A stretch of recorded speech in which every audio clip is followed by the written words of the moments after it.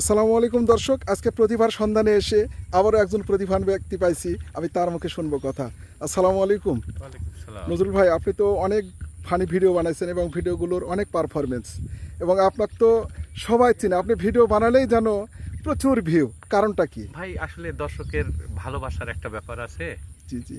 দর্শক যদি ভালোবাসে তাহলে হয়তো সে ভালোবাসার দিক তাকিয়েই ভিউ বেশি হয়। জি জি। আমার জায়গা হয়তো অন্য আরো ভালো অভিনেতা যদি আসে, যদি আবার ভিডিও করে, জি। সে জায়গাতে হয়তো আরো ভালো ভিউ হবে। হয়তো আমাকে যেভাবে মানুষ ভালোবাসে, যেভাবে চাই সেভাবেই ভিউ হয় ভাই।